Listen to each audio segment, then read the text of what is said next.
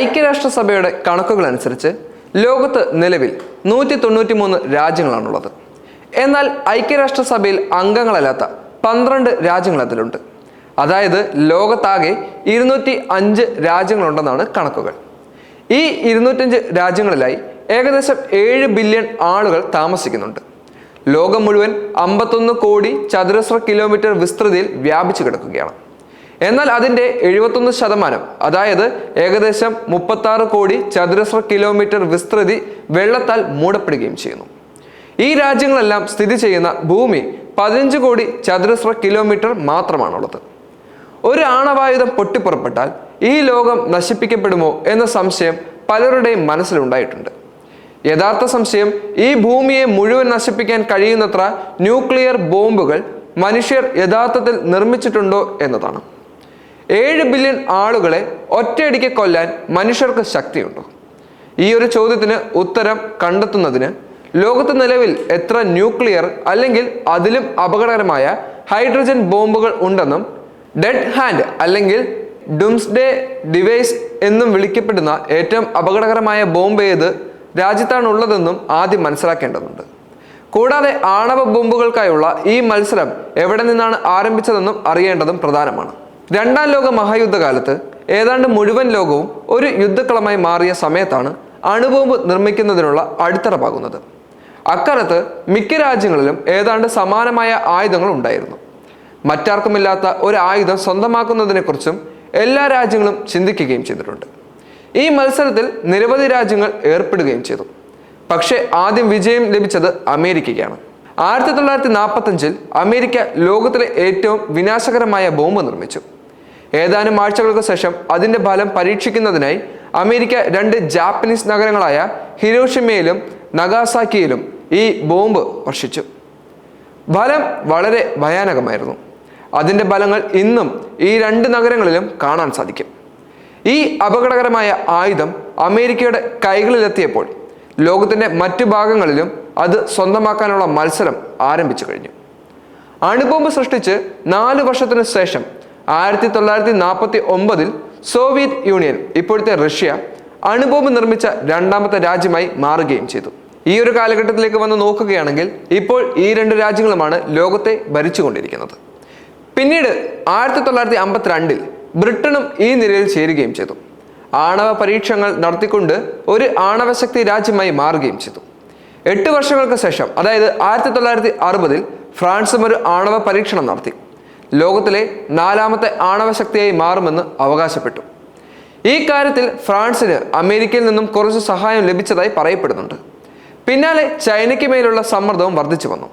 4 വർഷത്തിന് ശേഷം, അതായത് 1964-ൽ ചൈനയും വിജയകരമായ ഒരു ആണവ പരീക്ഷണം നടത്തി 5ാമത്തെ ആണവശക്തിയായ രാജ്യമായി മാറി.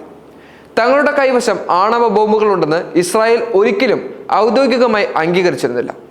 എന്നാൽ 1967 ആയപ്പോഴേക്കും പാശ്ചാത്യ രാജ്യങ്ങളുടെ സഹായത്തോടെ ഇസ്രായേൽ ഒരു ആണവ ബോംബ് നിർമ്മിക്കുകയും ചെയ്തു. എന്നിരുന്നാലും 1986-ൽ ഇത് ആദ്യം സ്ഥിരീകരിക്കപ്പെട്ടു. തുടർന്ന് ലോകം അതിനെ 6ാമത്തെ ആണവശക്തി രാജ്യമായി ഇസ്രായേലിനെ അംഗീകരിക്കുകയും ചെയ്തു. ചൈന ഒരു ആണവശക്തിയായി മാറിയതിനു ശേഷം ഇന്ത്യയിലും ഈ ദിശയിലുള്ള ഗൗരവമായ ശ്രമങ്ങൾ ആരംഭിച്ചുകൊണ്ടിരുന്നു. ഒടുവിൽ 1974-ൽ ഓപ്പറേഷൻ സ്മൈലിംഗ് ബുദ്ധ എന്ന പേരിൽ ഇന്ത്യ വിജയകരമായ ആണവ പരീക്ഷണം നടത്തി ലോകത്തിലെ 7ാമത്തെ ആണവശക്തിയായി മാറി. ഇതിനുശേഷം 1977-ൽ ദക്ഷിണാഫ്രിക്കയും വിജയകരമായ ഒരു ആണവ പരീക്ഷണം നടത്തി. എന്നാൽ ഈ രാജ്യം ഈ പട്ടികയിൽ വ്യത്യസ്തമായ ഒരു ഉദാഹരണമാണ്. അവർ നിർമ്മിച്ച ആണവായുധങ്ങൾ നശിപ്പിക്കുകയും ആണവ വംശത്തിൽ നിന്നും സ്വയം വേർപെടുത്തുകയും ചെയ്തു. ഇന്ത്യയുടെ ആണവ പരീക്ഷണത്തിന് ശേഷം പാകിസ്ഥാനും അതിൻ്റെ ശ്രമങ്ങൾ ശക്തമാക്കുകയും ചെയ്തു. പക്ഷേ വിജയം കൈവരിക്കാൻ 24 വർഷമെടുത്തു. 1998-ൽ പാകിസ്ഥാൻ ആദ്യത്തെ ആണവ പരീക്ഷണം നടത്തി. ലോകത്തിലെ 9ാമത്തെ ആണവശക്തിയുള്ള രാജ്യമായി സ്വയം സ്ഥാപിച്ചെടുത്തു. ഇതിനുശേഷം ഈ പട്ടികയിൽ അവസാനമായി ഉൾപ്പെട്ട രാജ്യം ഉത്തര കൊറിയയായിരുന്നു. ചൈനയുടെയും റഷ്യയുടെയും സഹായത്തോടെ 2006-ൽ ഉത്തര കൊറിയ ആദ്യത്തെ ആണവ പരീക്ഷണം നടത്തി.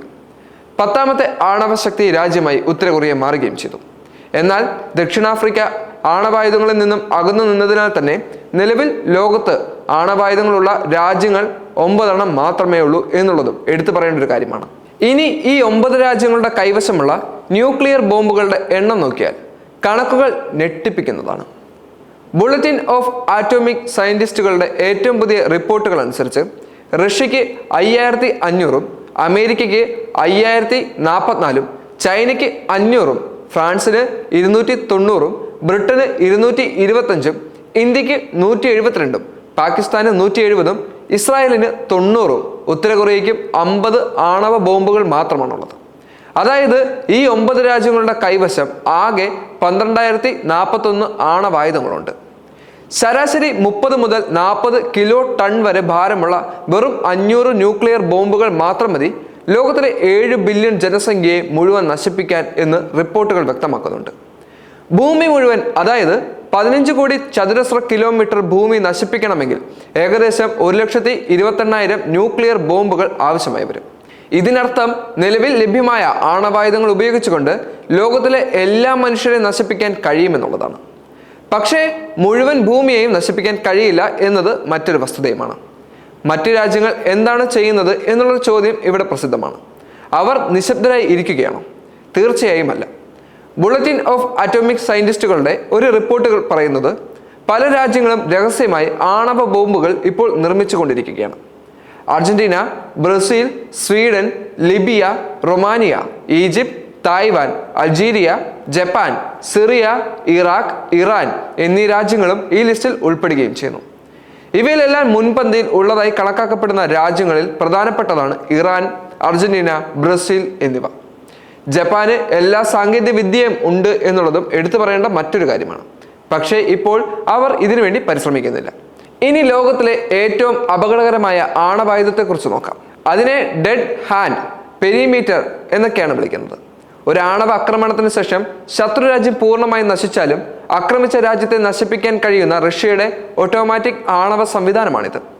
1945-നും 1991-നും ഇടയിലുള്ള ശീതയുദ്ധകാലത്താണ് ഈ സംവിധാനത്തിന്റെ പ്രവർത്തനങ്ങൾ ആരംഭിച്ചിരുന്നത്. ഒരു രാജ്യം പെട്ടെന്ന് ഒരു ആണവ ആക്രമണം നടത്തുകയും മറ്റു രാജ്യത്തിന് പ്രതികരിക്കാൻ അവസരം ലഭിക്കാതിരിക്കുകയും ചെയ്താൽ ഇതിന് പരിഹാരം എന്തായിരിക്കും? ഈ ചിന്ത മനസ്സിൽ വെച്ചുകൊണ്ടാണ് റഷ്യ ഈ സംവിധാനം സൃഷ്ടിച്ചെടുത്തത്. ഡെഡ് ഹാൻഡ് എന്നതിന്റെ പ്രത്യേകത, ശത്രുരാജ്യം റഷ്യയിൽ ഒരേ സമയം നിരവധി ആണവ മിസൈലുകൾ വർഷിക്കുകയും മുഴുവൻ റഷ്യൻ സർക്കാരെയോ സൈനിക കമാൻഡോ തുടച്ചു നീക്കപ്പെടുകയും ചെയ്താൽ പോലും ഈ സംവിധാനം സജീവമാക്കാൻ 3 പേർക്ക് മാത്രമേ ശക്തിയുള്ളൂ എന്നതാണ്.